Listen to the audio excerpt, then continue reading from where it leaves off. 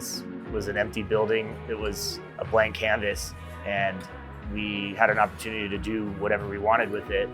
And it was familiar because it was home, and kind of dropped everything, sold our house, cashed out the 401k, left my job.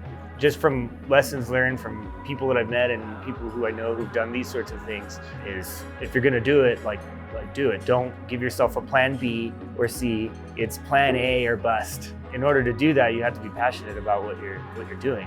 It's not about making money or anything. Like I did it because I wanted to do it.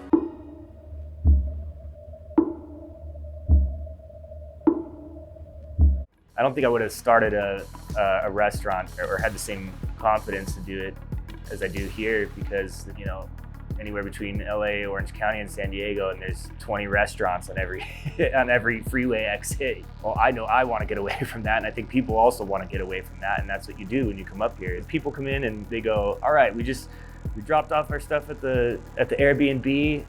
Now what? We get that question a lot. Like, what do we do now? Like, what's next? And that's usually my first question is, what kind of car do you have? Can you make it over to see the waterfalls that are behind the mountain that, like, not a whole lot of people know about? And that's what draws people to the mountain in the first place.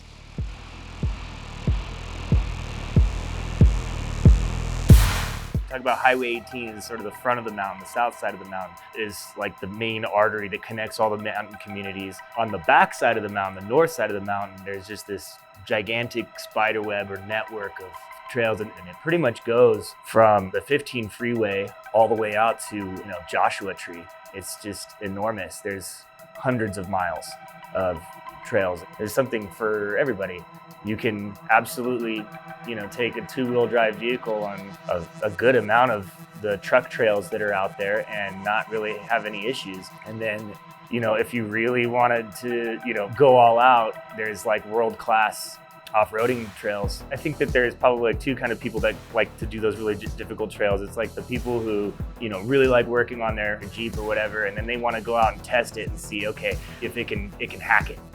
And then there's like the other side too of just like, I want to go explore in a place that very few people can access. I think for me, that's like the most rewarding part, is getting to some of these areas that are just absolutely like breathtakingly beautiful, and I would not have been able to do that otherwise.